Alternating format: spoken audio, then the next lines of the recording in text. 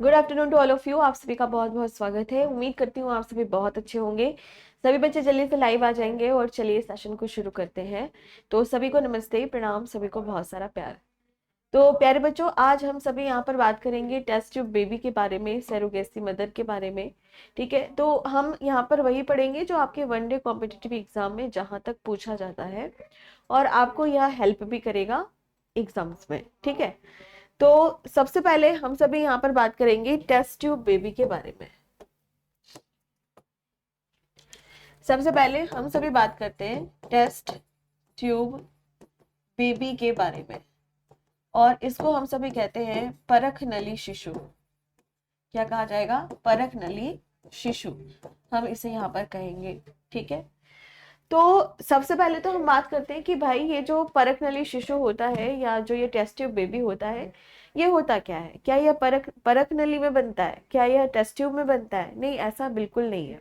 ठीक है, तो चलो इसको एक एक करके हम सभी यहाँ पर समझते हैं। प्यारे बच्चों, जब कभी भी हम रिप्रोडक्शन के बारे में बात करते हैं, तो जो भी यहाँ पे रिप्रोडक्शन हो रहा है, यानी जो भी प्रजनन हो रहा है ना, तो वह या तो नेचुरल तरीके से होगा या फिर वह आर्टिफिशियल आर्टिफिशियल तरीके से होगा। यानी या तो वह प्राकृतिक तरीके से होगा या फिर वह कृत्रिम तरीके से होगा, है ना? दोनों में से किसी एक तरीके से होगा। तो यहाँ पर हम लोग सबसे पहले बात करेंगे कि जो प्राकृतिक तरीके से कैसे होता है, ये हम जानते हैं। अब हम बात करते हैं कि आर्टिफिशियल तरीके से कैसे यहाँ पर हो सकता है। तो बहुत सारे यहाँ पर अलग अलग तरीके के, अलग अलग टाइप के यहाँ पर आप देखोगे कि अलग अलग तरीके के यहाँ पर आपको आर्टिफिशियल तरीके का प्रोसेस यहाँ पर दिखाई देगा। लेकिन जो सबसे यहाँ पर इम्पोर्टेंट है वो है IVF। जो सबसे ज्यादा प्रचलित है वो है IVF। तो जब हम यहाँ पर IVF के बारे में बात करते हैं, तो जो IVF है उसका क्या मतलब होता है, इसको हिंदी में क्या कहते हैं, या इसका फुल फॉर्म क्या है? तो आंसर करना है in vitro fertilisation. In vitro fertilisation, in vitro fertilisation. और इसको हिंदी में कहा जाता है यहाँ पर कि अंतः निषेचन, या फिर आप इन विट्रो फर्टिलाइजेशन, ऐसे ही आप सभी इसको यहाँ पे याद कर लो। इसका जो साइंटिफिक नाम यहाँ पर है। ठीक है, अब नेक्स्ट पॉइंट की ओर यहाँ पर हम सभी बढ़ते हैं, आगे यहाँ पर चलते हैं। नेक्स्ट यहाँ पे पॉइंट आता है इन विट्रो। जहां पर भी विट्रो शब्द का इस्तेमाल किया जाता है, किस शब्द का? विट्रो शब्द का। इसका मतलब होता है लेबोरेटरी। क्या मतलब होता है इसका? लैब, यानी कि प्रयोगशाला। क्या मतलब होता है? प्रयोगशाला। ठीक है, तो अगर हम यहाँ पर कृत्रिम तरीके से देख रहे हैं, इसका मतलब कि यह किसी भी स्त्री के शरीर में नहीं हो रहा है। ये कहाँ पर हो रहा है? तो आंसर करना कि यह लेबोरेटरी में बनाया जा रहा है, प्रयोगशाला में यहाँ पर बनाया जा रहा है। और इसी को हम सभी क्या कहते हैं? IVF, यानी इन विट्रो फर्टिलाइजेशन के नाम से यहाँ पर जानते हैं। तो सबसे पहले हम यहाँ पर बात करते हैं किसके बारे में? इन विट्रो फर्टिलाइजेशन के बारे में, कि जो इन विट्रो फर्टिलाइजेशन होता है वह क्या होता है और किस तरीके से होता है। तो देखो, यहाँ पर सबसे पहले हम सभी बात करेंगे कुछ स्पेशल प्रोसेसेस के बारे में। ठीक है, सबसे पहले हम सभी क्या शुरू करेंगे यहाँ पर एक एक करके। पहले नंबर पर हम कहेंगे कि भाई हमें एक यहाँ पर स्वस्थ अंडा चाहिए, हमें यहाँ पर एक स्वस्थ ओवम यानी कि एग यहाँ पर चाहिए। ठीक है, और इसके बाद नेक्स्ट जो पॉइंट आता है कि भाई हम यहाँ पर क्या करेंगे कि कुछ गोलियां यहाँ पर लेंगे, और उन गोलियों की मदद से हम सभी यहाँ पर एक स्वस्थ अंडा बनाने की कोशिश करेंगे ओवरी के अंदर। ठीक है, इसी तरीके से हम क्या करेंगे यहाँ पर कि जो भी स्पर्म होता है, जो भी स्पर्म होता है, यानी जो भी शुक्राणु होता है, उसको बहुत ही बढ़िया तरीके से हम यहाँ पर निकाल लेंगे।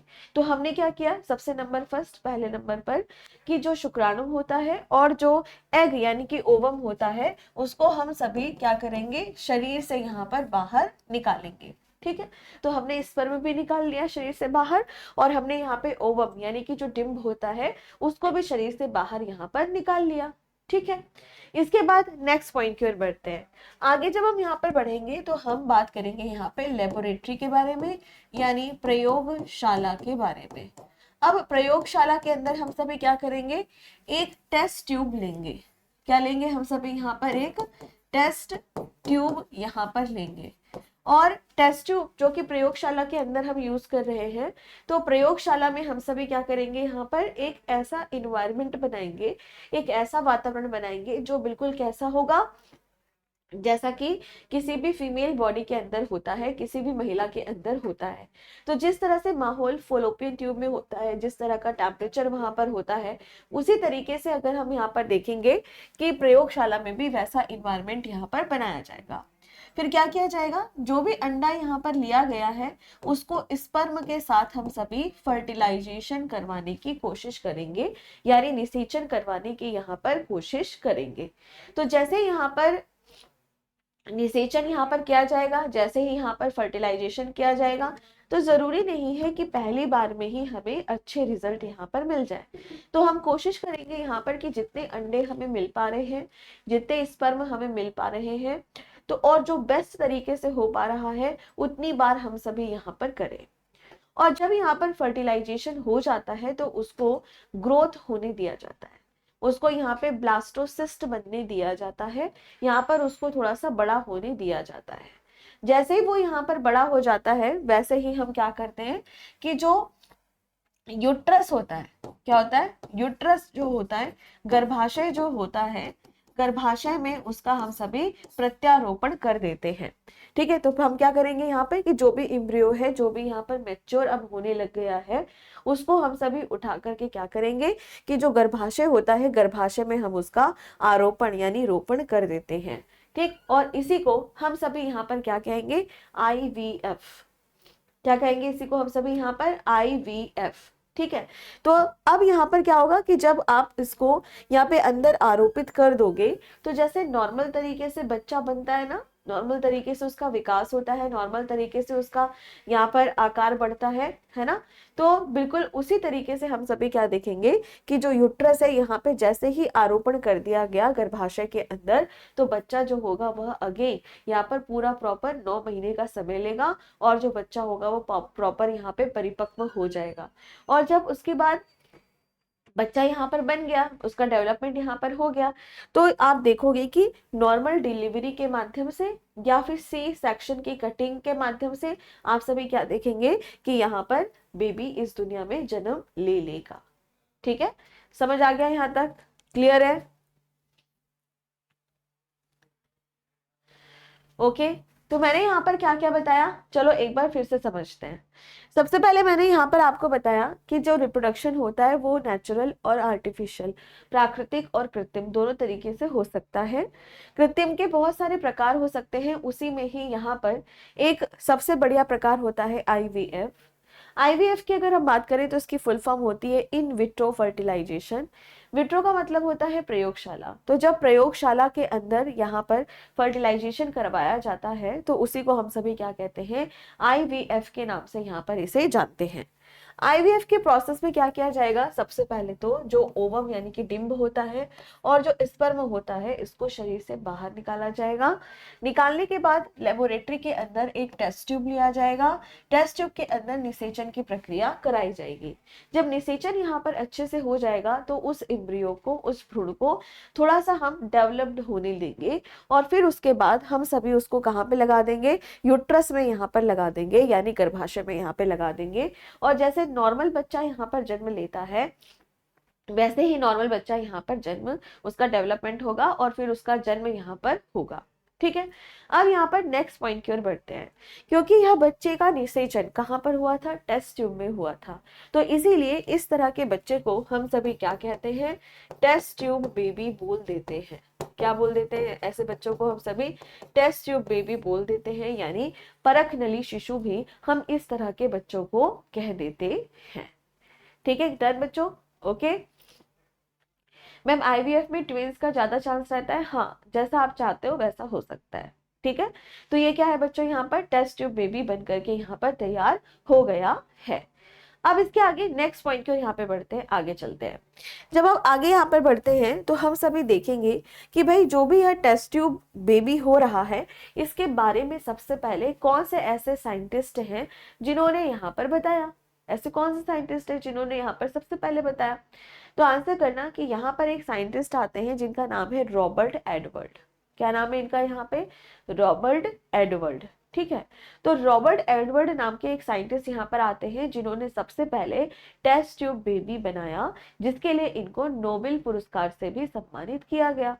तो आपसे कई बार यह पूछता है कि टेस्ट ट्यूब बेबी के फादर किन्हें कहा जाता है। परख नली शिशु की अगर हम बात कर रहे हैं तो इनके ब्लू जो टेस्ट ट्यूब बेबी है, इसके जनक किसे कहा जाता है? तो आंसर आपको क्या करना है? रॉबर्ट एडवर्ड को ही यहाँ पर कहा जाता है।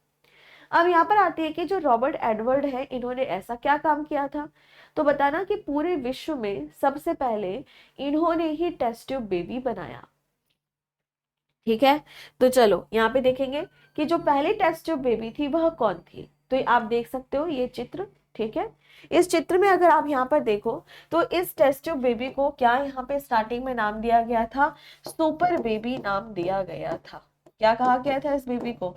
सुपर बेबी यहाँ पर इसको कहा गया था। और यह एक लड़की पैदा हुई थी। कौन लड़की? ये लड़की यहाँ पर पैदा हुई थी। ठीक है, और इसका नाम क्या था? तो आंसर करना, इसका नाम था लुइस ब्राउन। इसका क्या नाम था बच्चों? Louise Brown. Louise Brown. ठीक है, अब लुइस ब्राउन कुछ इस तरह से यहाँ पर दिखती हैं।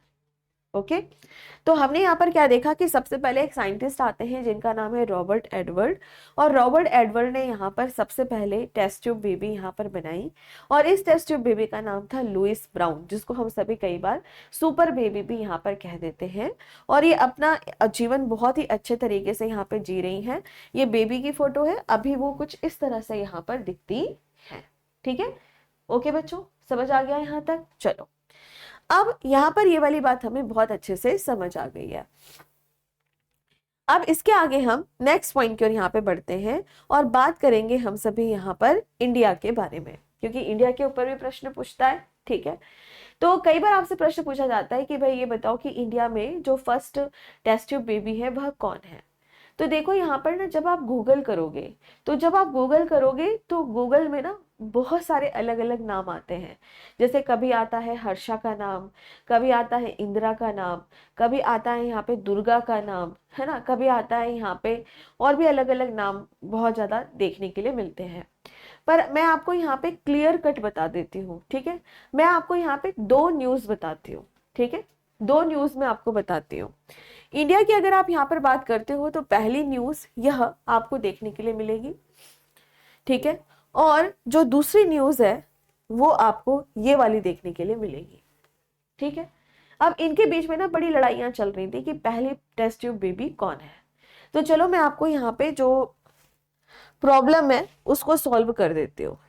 प्यारे बच्चों, अगर आप इंडिया के बारे में बात करते हैं, ठीक है, तो जो फर्स्ट टेस्ट ट्यूब बेबी है इंडिया के अंदर, ठीक है,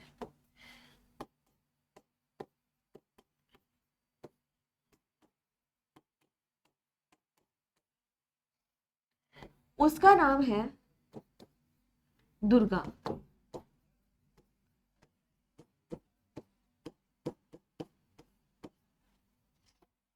क्या नाम है इसका यहाँ पर? दुर्गा।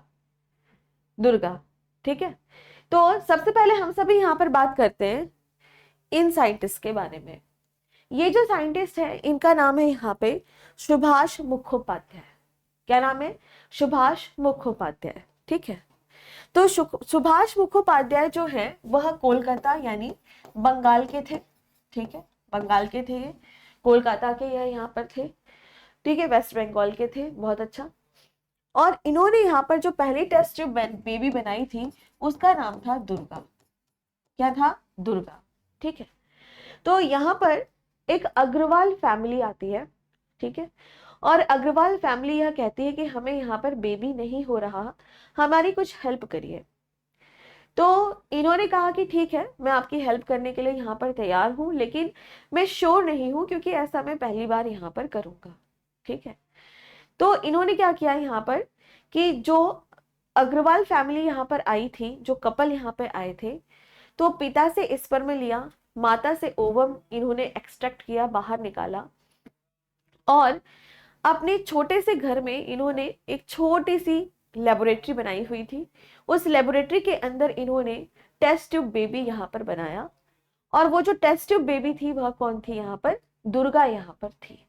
ठीक है, अब ये जो दुर्गा थी, इसका नाम दुर्गा क्यों रखा गया? क्योंकि यह नवरात्रि के टाइम पे पैदा हुई, और आप सभी को पता है कि नवरात्रि में माँ दुर्गा को बहुत ही ज्यादा पूजा जाता है। और जो बंगाली की अगर आप बात करो तो उनमें जो दुर्गा है वो तो सबसे मेन है, सबसे मेन देवी है उनकी, तो इसीलिए इस बच्ची का नाम रखा गया क्या? दुर्गा। ठीक है, तो दुर्गा इन्होंने यहाँ पर सबसे पहले बनाया। और आज के टाइम पर जो दुर्गा है उनका जो ऑफिशियल नेम है वो क्या है यहाँ पर? कनुप्रिया अग्रवाल। क्या नाम है इनका यहाँ पे? कनुप्रिया अग्रवाल। ठीक है, तो आज के टाइम पे इनका क्या नाम है? कनुप्रिया अग्रवाल। ठीक, तो बचपन में इनको क्या कहा जाता था? दुर्गा। और इनका जो ऑफिशियल नेम है, जो बड़े होके इनका यहाँ पर नाम है, वो क्या है यहाँ पर? कनुप्रिया अग्रवाल। ठीक है, तो इसलिए कंफ्यूज मत होना कि कनुप्रिया अग्रवाल लिखेंगे या दुर्गा लिखेंगे, तो आंसर करना कि दोनों एक ही है। ठीक है, अब आगे नेक्स्ट पॉइंट की ओर यहाँ पर बढ़ते हैं। फिर इसके बाद इन्होंने दो वहां पे लोगों को बताया कि मैंने ये टेस्ट ट्यूब बेबी यहाँ पर बनाया है, लेकिन हुआ क्या बच्चों यहाँ पर? चलो उसको भी समझते हैं। ये कब की बात थी? 1978, 3 अक्टूबर 1978 की यह बात है। ठीक है, इसके बाद लोकली ये काफी फेमस हो गए, लेकिन इनको पूरे विश्व में या कह सकते हो भारत में उतना कोई जानकार नहीं मिला कि भाई कोई जाने कि इन्होंने इतना बड़ा काम किया है। अचानक से एक दिन ऐसा होता है कि न्यूज़पेपर में एक आर्टिकल छपता है। क्या आर्टिकल छपता है न्यूज़पेपर में?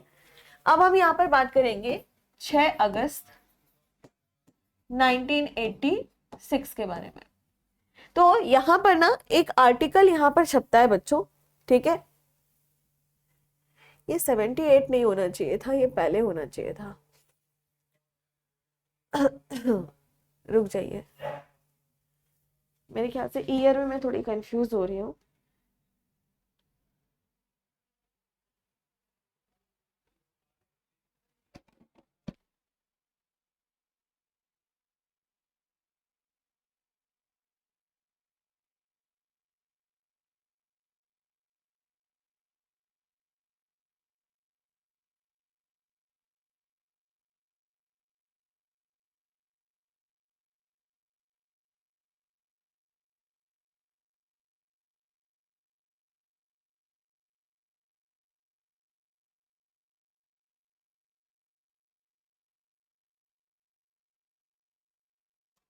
हाँ ठीक है बेटा, बिल्कुल ठीक है, सही है एकदम, है ना।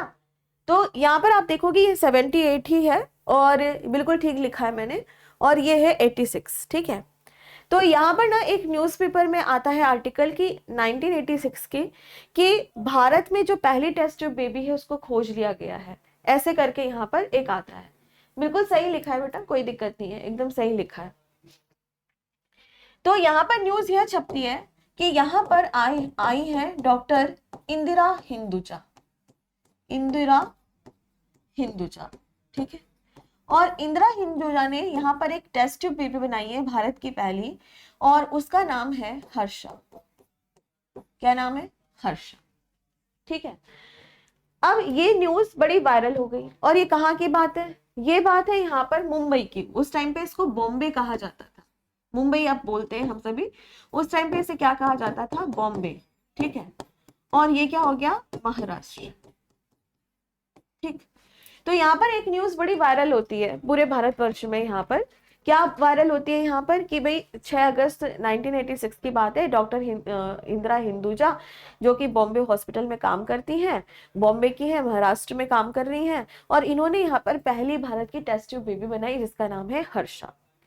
अब ये न्यूज ना बड़ी वायरल हो गई, हर्षा हर्षा हर्षा, डॉक्टर हिंदुजा बहुत ज्यादा फेमस हो गई, इंदिरा हिंदुजा एकदम नेक्स्ट लेवल में फेमस हो गई।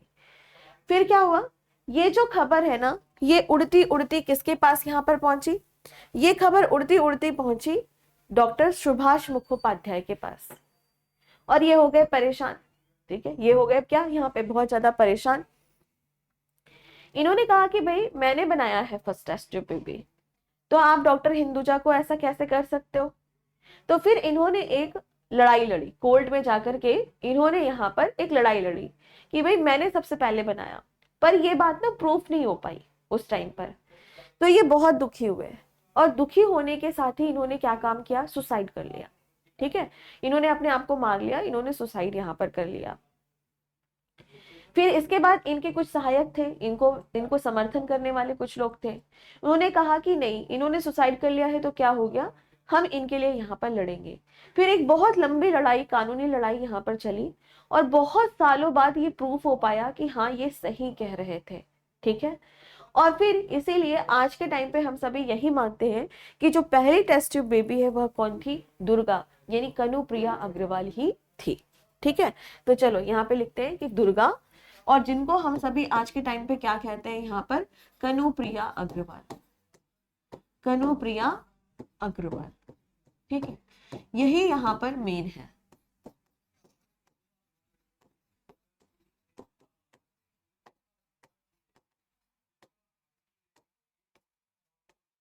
ठीक है बच्चों, समझ आ गया।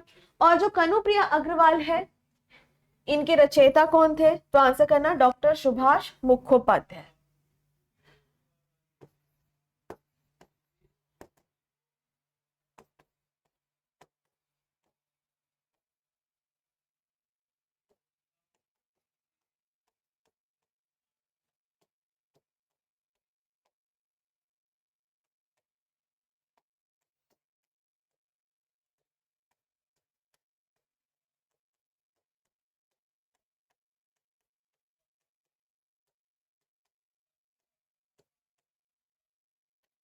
ठीक है, और ईयर कौन सा था बच्चों, 3 अक्टूबर 1978।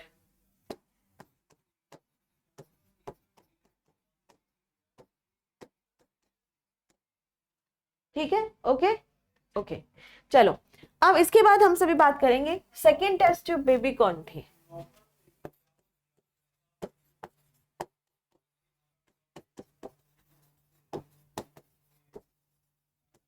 आपको लिखना है हर्षा।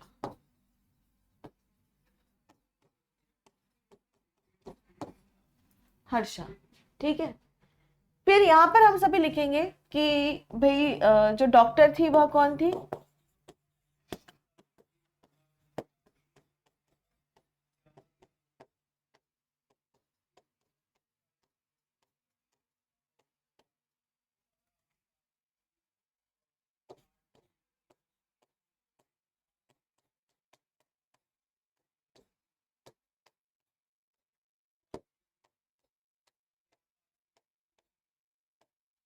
ठीक है। और कौन से ईयर की बात है ये, कौन से सन की बात है बच्चों, बताओ फटाफट से। अभी बताया था ना, अगस्त, कौन सा, 6 अगस्त 1986।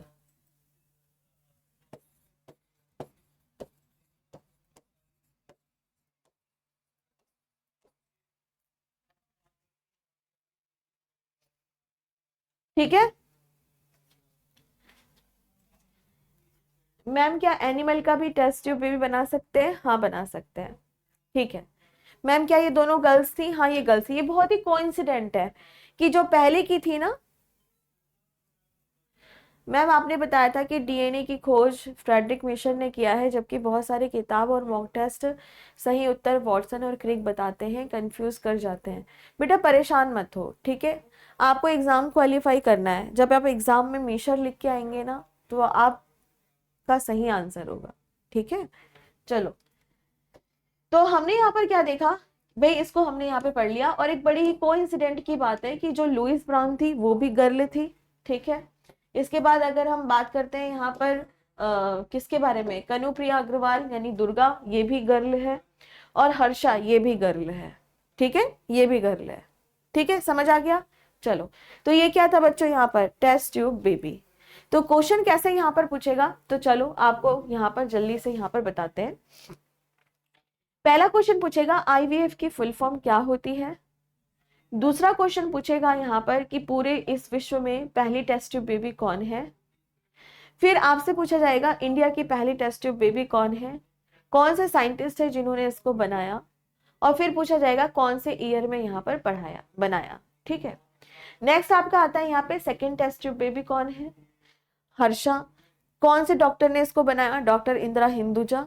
और किस ईयर में बनाया, तो 6 अगस्त 1986 में इन्होंने यहाँ पर इसे बनाया। ठीक है, डन बच्चों, क्लियर है। चलो, तो ये टेस्ट ट्यूब बेबी यहाँ पर खत्म। अब मैं यहाँ पर आप लोगों को एक स्पेशल और पॉइंट के बारे में बताती हूँ, जिसको हम सभी कहते हैं सैरोगेट मदर या सैरोगेसी।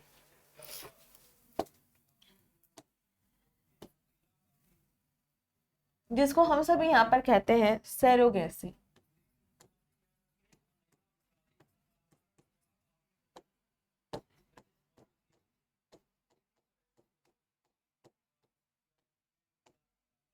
ठीक, अब इसके बारे में हम सभी यहाँ पर पढ़ेंगे। मैम क्या अभी हर्षा और दुर्गा है, हाँ बिल्कुल है बेटा, बिल्कुल है।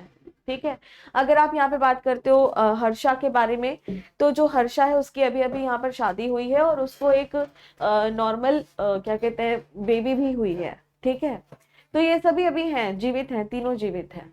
चलो, तो अब हम सभी यहाँ पे बात करेंगे सेरोगेसी के बारे में। अब सेरोगेसी क्या होता है, तो कई बार ना सेरोगेसी को हम सभी यहाँ पर क्या कहते हैं, नहीं नहीं लिखना नहीं है, बस समझ लो।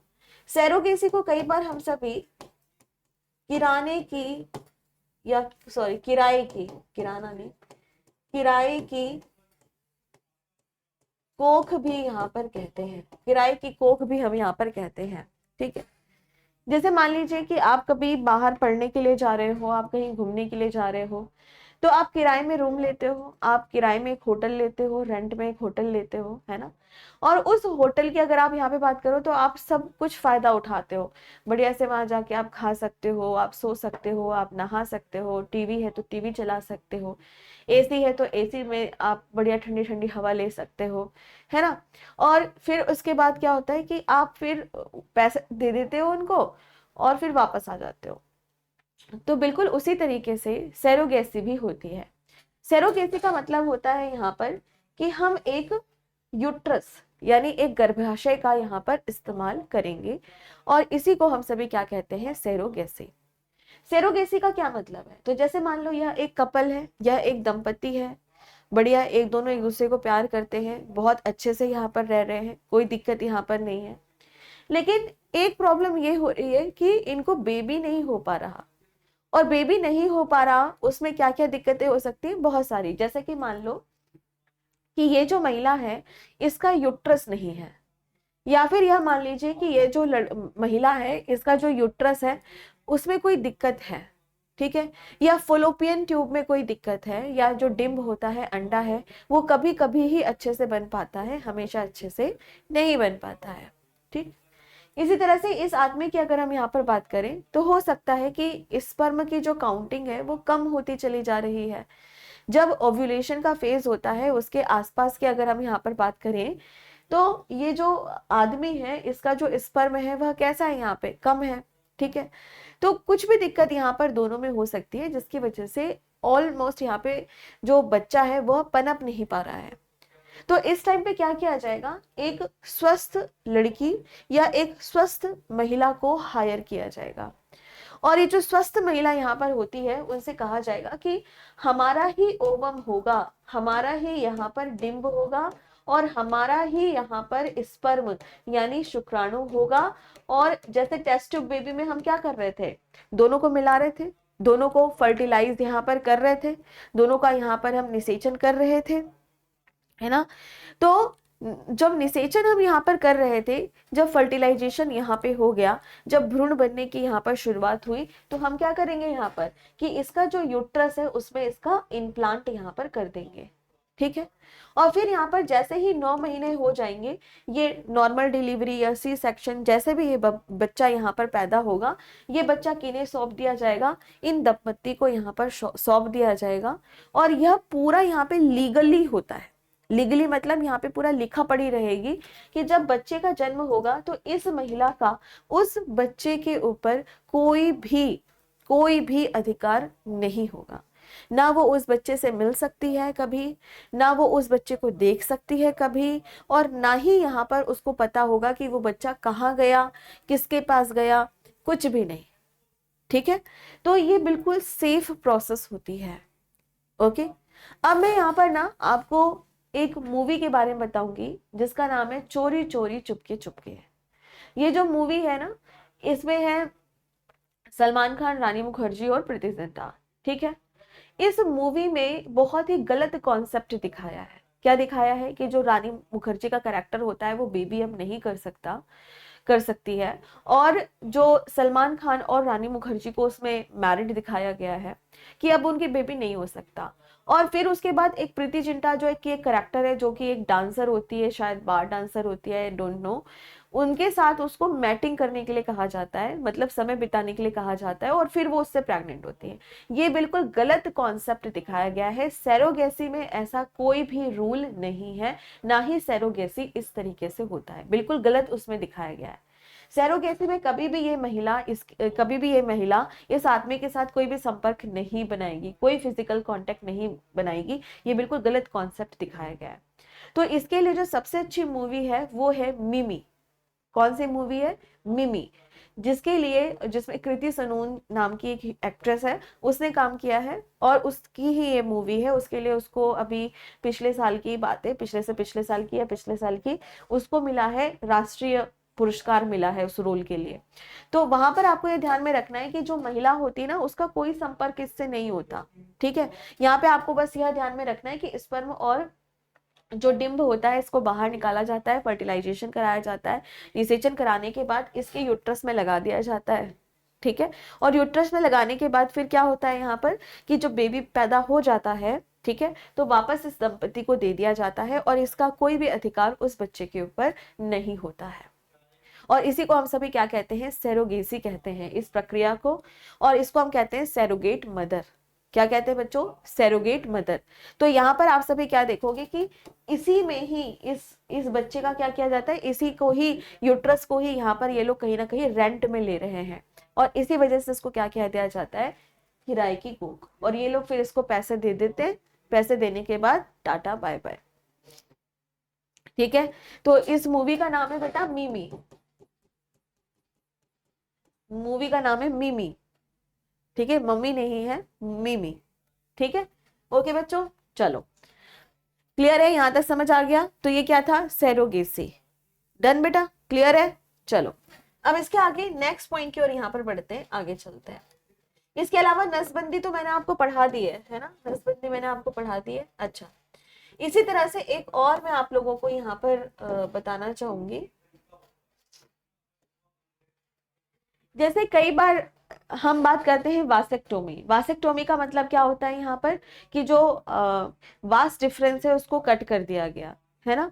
इसी तरीके से यहाँ पर मैंने आपको बताया था ट्यूबेक्टोमी, जिसमें फोलोपियन ट्यूब को कट कर दिया गया। बिल्कुल इसी तरीके से हम बात करते हैं यहाँ पर किसके बारे में? हिस्टेरोक्टोमी। हिस्टेरोक्टोमी में क्या किया जाता है कि जब गर्भाशय को सर्जरी के माध्यम से निकाल दिया जाता है, तो उसको हम सभी यहाँ पे क्या कहते हैं? तो आंसर करना कि हिस्टेरोक्टोमी के नाम से हम सभी इसे यहाँ पर जानते हैं। अच्छा, एक बच्चे ने यहाँ पर पूछा है कि मैम जो बच्चा होगा वह कैसा दिखाई देगा? बेटा अपने माता पिता जैसा दिखाई देगा। अब एक बात बताओ, मान लो कि एक गुलाब का फूल है, ठीक है, उसका हमें पौधा लगाना है। तो गुलाब का पौधा आप चाहे पर्वत में लगा दो, चाहे समुद्र तट में लगा दो, गुलाब का पौधा तो गुलाब का पौधा ही होगा ना, गुलाब ही पैदा होगा। मैटर नहीं करता कि आप उसको कहाँ पे लगा रहे हो। बिल्कुल उसी तरीके से जो कैरेक्टर्स होते हैं वो तो माता पिता के ही रहेंगे ना। बस ये है कि उनको उगाने के लिए स्थान जो है वो किसी और महिला की कोख है। ठीक है, तो जो बच्चा रहेगा वो बिल्कुल अपने मम्मी पापा जैसा ही रहेगा, उसका नेचर, उसका जीन, सब कुछ उसके माता पिता जैसा होगा। ठीक है, चलिए अब यहाँ पर एक और प्रोसेस रह गई है, उस प्रोसेस को कर ले, फिर ये आपका पूरा का पूरा चैप्टर खत्म हो जाएगा। अब हम यहाँ पर एक टेस्ट के बारे में बात करेंगे जिसका नाम है एमनियोसेंटेसिस टेस्ट। यहाँ पे एक टेस्ट के बारे में बात होगी जिसका नाम है एमनियोसेंटेसिस टेस्ट। अब ये क्या होता है, तो चलो इसे समझते हैं। अब जैसे कि मान लो यह एक बच्चा जो है, बच्चा एक गर्भाशय में यहाँ पर है। आप इतने वाले हिस्से को यहाँ पे थोड़ा फोकस करो। यहाँ पे एक बच्चा जो है वो आराम से यहाँ पर बैठा हुआ है, दिख रहा है ना, तुम्हारी तरफ पीठ करके देखा बैठा हुआ है, ठीक है। अब यहाँ पे आराम से बैठा हुआ है, ठीक है। और यह एक थैली के अंदर है, एक सैक के अंदर है। यहाँ पर एक द्रव्य पदार्थ भरा हुआ होता है जिसको हम सभी कहते हैं एमनियोटिक फ्लूइड। क्या कहेंगे इसको हम सभी यहाँ पर? एमनियोटिक फ्लूइड, एमनियोटिक फ्लूइड, ठीक है। तो जो एमनियोटिक फ्लूइड होता है उसमें ये बच्चा आराम से तैरता रहता है, आराम से बैठा रहता है, कोई दिक्कत इसको यहाँ पर नहीं होती है, ठीक है। लेकिन अब इसके जो माता पिता हैं वो यहाँ पे सोच रहे हैं कि ये बच्चा ठीक है या नहीं है, इसको कोई अनुवांशिक बीमारी तो नहीं है, ठीक है, या इसके सारे अंग अच्छे से यहाँ पर बन रहे हैं या फिर नहीं बन रहे हैं। तो ऐसे टाइम पे क्या किया जाता है कि यहाँ पर जो एमनियोटिक फ्लूइड होता है उसका कुछ भाग हम इंजेक्शन की मदद से बाहर निकालते हैं, ठीक है। और इंजेक्शन की मदद से जब हम बाहर निकालते हैं तो उसका हम सभी जब स्टडी करते हैं तब हम यह देख पाते हैं कि बच्चे का विकास अच्छे से हो रहा है या नहीं हो रहा है, या अनुवांशिक विकार तो नहीं है, किसी तरह का कोई रोग तो नहीं है। और साथ में हम यह भी यहाँ पर पता कर पाते हैं कि ये जो बच्चा है यह लड़का है या फिर यह लड़की है। तो इसी प्रोसेस को यहाँ पे क्या कहा जाता है? एमनियोसेंटेसिस कहा जाता है, ठीक है। तो एमनियोसेंटेसिस की अगर आप यहाँ पर बात करते हैं तो क्या है कि भ्रूण की सेहत की जांच करने और संक्रमण जैसे कि भ्रूण स्वास्थ्य समस्याओं के निदान करने के लिए ही हम सभी एमनियोसेंटेसिस टेस्ट करते हैं, और इससे हमें बच्चे का लिंग भी यहाँ पर पता चल जाता है। पर मैं आपको बता दूं कि भारत में प्रसव से पहले यानी जन्म से पहले लिंग बताना अपराध है। दूसरे नंबर पर यह भी मैं बता दूं कि बिल्कुल इसी तरह से एक प्रोसेस होती है अल्ट्रासाउंड की, पर अल्ट्रासाउंड में हम कुछ बाहर नहीं निकालते, ऊपर से ही मशीन के माध्यम से और अल्ट्रा वायलेट जो अल्ट्रा रेज यहाँ पे होती हैं, जो रेज होती हैं दूसरी तरह की अलग अलग वेवलेंथ की तरफ से लेजर की मदद से हम सभी बच्चे की जांच करते हैं। तो उसमें भी हमें ना सेक्स का पता चल जाता है कि बच्चा जो है वो लड़का पैदा होने वाला है या लड़की पैदा होने वाली है, ठीक है। मैं आपको बता दूं कि जो एमनियोसेंटेसिस फ्लूइड है ना, ये तरल होता है, तरल पदार्थ होता है जिसमें बच्चा रहता है। तो अभी ना उसके फेफड़े काम नहीं करते। जब बच्चा जन्म लेता है तो आपने देखा होगा कि जो बच्चा है वो बहुत जोर से रोता है। क्यों रोता है बहुत जोर से? इसलिए रोता है क्योंकि पहली बार वह अपने फेफड़े से सांस लेता है, ठीक है। तो अगर आपसे कभी पूछा जाए कि जब जन्म लेते टाइम पे बच्चा क्यों रो रहा है, तो आंसर करना कि बच्चा इसलिए रोता है क्योंकि वह पहली बार यहाँ पर अपने फेफड़े से सांस लेता है, तो उसको बड़ा अनकंफर्ट फील होता है, उसको बड़ा ही यहाँ पर दिक्कत महसूस होती है, इसीलिए वह जोर जोर से रोता है, ठीक है। और अगर नहीं रोए तो दिक्कत है, और रोता है तो अच्छी बात है। जितना खुल के जितना जोर से वह रोएगा उसके फेफड़े उतने ही स्वस्थ यहाँ पर होते हैं, ठीक है। तो इस चीज को आपको ध्यान रखना है, ठीक है बच्चों। क्लियर है? यहाँ तक समझ आ गया? बस खत्म। अच्छा, एक बच्चे ने पूछा है कि आईवीएफ में तो बाप का पता नहीं रहता है ना मैम, क्योंकि हम देखे हैं कि लड़की इंडियन और बच्चा अफ्रीकन होता है।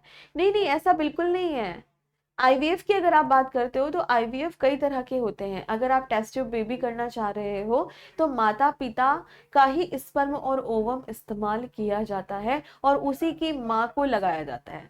सैरोगेसी में किसी थर्ड व्यक्ति का हम यहाँ पर या किसी महिला का हम यहाँ पर यूज करते हैं, ठीक है। चलो, हो गया? ठीक। Is surrogacy is legal in India? अच्छा, एक बच्चे ने यहाँ पे पूछा है कि मैम क्या इंडिया के अंदर सैरोगेसी लीगल है? यस है, पर उसमें बहुत सारे रिस्ट्रिक्शन है ना, बहुत सारे उसके अपने क्लॉजेस हैं, पर हाँ इंडिया के अंदर सैरोगेसी लीगल है।